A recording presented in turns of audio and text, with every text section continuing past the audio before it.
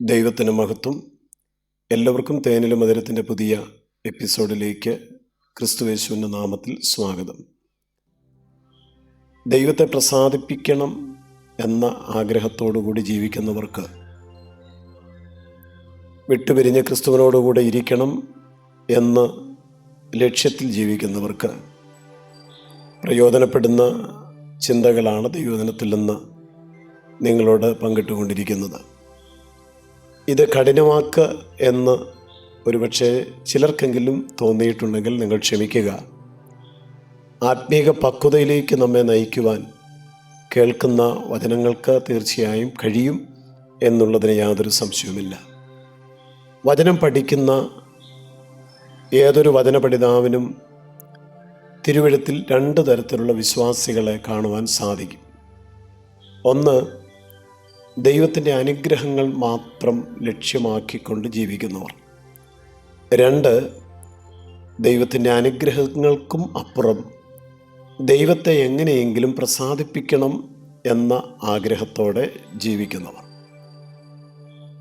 കുറച്ച് നാളുകൾക്ക് മുമ്പ് ഒരു ക്രൈസ്തവ പ്രസിദ്ധീകരണങ്ങൾ വിൽക്കുന്ന ഒരു പുസ്തകശാല സന്ദർശിച്ചപ്പോൾ അവിടെ കണ്ട പുസ്തകങ്ങളിൽ ഏറെക്കുറെ എല്ലാ പുസ്തകങ്ങളും എങ്ങനെ രോഗശാന്തി പ്രാപിക്കാം, എങ്ങനെ ഭൗതികമായി ഉയരാം, ദശാംശം കൊടുത്തുകൊണ്ട് എങ്ങനെ സമ്പന്നനാകാം, ഇങ്ങനെ മനുഷ്യന് ഈ ഭൂമിയിൽ എന്തൊക്കെയാണോ ആവശ്യമുള്ളത് അങ്ങനെയുള്ള ചിന്തകളിലേക്ക് മനുഷ്യൻ്റെ മനസ്സിനെ വലിച്ചടുപ്പിക്കുന്ന കുറച്ച് പുസ്തകങ്ങൾ ക്രൈസ്തവ പ്രസിദ്ധീകരണ വിൽപ്പനശാലയിൽ വിൽപ്പനയ്ക്ക് വെച്ചിരിക്കുന്നത് കാണുവാൻ കഴിഞ്ഞു.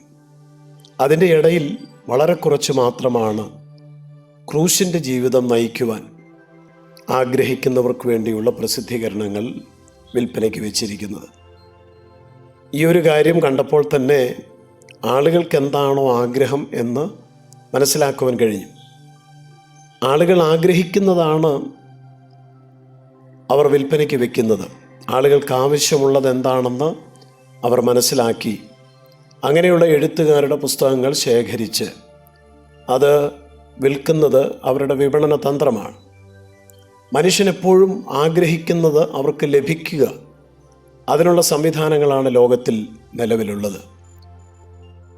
നാം നമ്മുടെ TV ചാനലുകളിൽ ക്രിസ്തീയ സന്ദേശങ്ങൾ കേൾക്കുമ്പോൾ നമ്മുടെ മനസ്സിൽ കൂടുതലും പതിയുന്ന ശബ്ദങ്ങൾ മുഴുവൻ നമ്മുടെ ശരീരത്തിൻ്റെ സൗഖ്യത്തെക്കുറിച്ചും അതിനെക്കുറിച്ച് കാണുകയല്ല, ഈ ലോകത്തിൽ എങ്ങനെ നമുക്കുയരുവാൻ കഴിയും അതിനുള്ള കുറച്ച് ചിന്തകൾ പകർന്നു തരുന്നവരെയുമാണ് കാണുവാൻ സാധിക്കുന്നത്. എന്നാൽ ഇതിൻ്റെ നടുവിൽ യഥാർത്ഥ വചനം പ്രസംഗിച്ചുകൊണ്ട് ലജ്ജിപ്പാൻ സംഗതിയില്ലാത്ത വേലക്കാരെ നമുക്ക് കാണുവാൻ കഴിയുന്നു. അവരെ ഓർത്ത് നാം ദൈവത്തിന് സ്തോത്രം ചെയ്യണം. ഇത് രണ്ടും ബാലൻസ് ചെയ്തു പോകേണ്ടത് വളരെ ആവശ്യമാണ്. ഒരു മനുഷ്യൻ എന്ന നിലയിൽ ഈ ഭൂമി ജീവിക്കുമ്പോൾ ശരീരത്തിന് സൗഖ്യം ആവശ്യമാണ്, ഭൗതികമായ കാര്യങ്ങൾ നടക്കേണ്ടത് ആവശ്യമാണ്. എന്നാൽ അതുമാത്രമല്ല, അതിനുവേണ്ടി മാത്രമുള്ളതല്ല ആത്മീയ ജീവിതം എന്ന തിരിച്ചറിവിലേക്ക് വരാത്തതാണ് ഏറ്റവും വലിയ പ്രശ്നം ഇന്ന് സഭയ്ക്ക് ഉണ്ടായിരിക്കുന്നത്. ആ തിരിച്ചറിവ് വചനം പ്രസംഗിക്കുന്ന ദൈവത്തിൻ്റെ ദാസന്മാർ ജനങ്ങളിലേക്ക് എത്തിക്കണം. ജനങ്ങൾക്കിഷ്ടം എപ്പോഴും ഭൗതികമായ മെറ്റീരിയൽ ബ്ലെസ്സിങ്സാണ്. എന്നാൽ അതിനപ്പുറം ആത്മാവിൻ്റെ രക്ഷയെക്കുറിച്ചും വിശുദ്ധീകരണത്തെക്കുറിച്ചും ക്രിസ്തുവിനെ നേടുന്നതിനെക്കുറിച്ചും ക്രിസ്തുവിൻ്റെ സ്വഭാവത്തോട് അനുരൂപപ്പെടുന്നതിനെക്കുറിച്ചുമൊക്കെ വേണം അവരെ പഠിപ്പിച്ച് പക്വതയിലേക്ക് നയിക്കുവാൻ.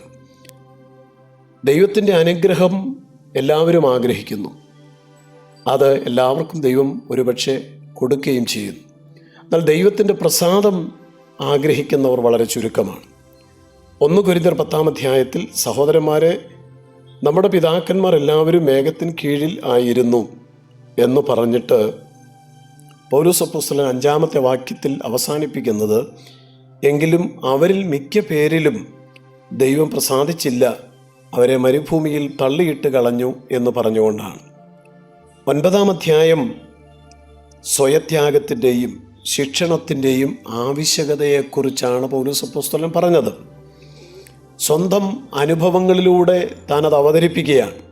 ഞാൻ പ്രസംഗിച്ചിട്ട് കൊള്ളരുതാത്തവനായി പോകാതിരിപ്പാൻ എൻ്റെ ശരീരത്തെ ദണ്ഡിപ്പിച്ച് അടിമയാക്കുന്നു എന്നൊക്കെ സ്വന്തം ജീവിതത്തിൽ പ്രായോഗികമാക്കിയ അനുഭവങ്ങൾ അവതരിപ്പിച്ചതിന് ശേഷം യഥാർത്ഥ ദൈവ പൈതൽ സ്വയത്തെ ത്യജിക്കുന്നവനും ഇന്ദ്രിയജയം പ്രാപിക്കുന്നവനും ഓരോ ദിവസവും മരിക്കുന്നവനും ആയിരിക്കണം എന്ന് പൗലോസ് ഓർപ്പിച്ചു.